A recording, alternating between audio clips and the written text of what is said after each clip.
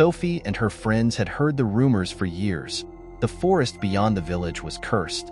No one ever returned from it. But tonight, they decided to test the stories for themselves. The sun began to set as they ventured deeper into the woods. The trees loomed tall and dense, blocking out most of the fading light. A strange silence hung in the air. Sophie shivered. "I don't know about this, guys," she said, but the others encouraged her to keep going. They walked for what felt like hours, but the forest seemed endless, stretching in all directions.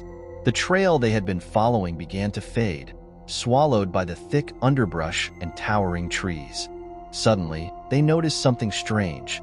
Footprints that appeared to be too fresh, but no one was around to make them. The prints led off the path, into the darkness. "We should turn back," Sophie insisted, her heart racing, but the others pushed forward, intrigued by the mystery. As the night deepened, the air grew colder, and a strange fog began to roll in. The sounds of the forest, crickets, rustling leaves, had fallen silent. Out of nowhere, Sophie heard a voice, soft and distant. "Help me." She turned to her friends, but they hadn't heard it. The whispers continued, growing louder, more desperate, until it felt like they were coming from all around. She looked at the others in horror. "Did you hear that?" They stumbled into a clearing, where an enormous, gnarled tree stood. Its trunk was hollow, and a faint glow emanated from within. Sophie felt an overwhelming pull toward the tree. She stepped closer, but before she could reach it, the ground beneath her feet cracked with a deep, resonant growl.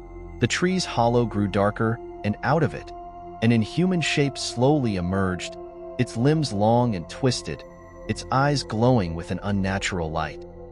Panic set in as the ground trembled, and shadows stretched and moved with a life of their own. Sophie's friends screamed, scattering into the trees.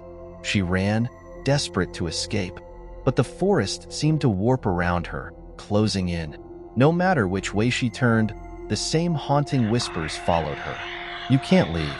You never should have come." As she broke through the trees and saw the village lights in the distance, she turned back for one last glimpse, but the forest was gone.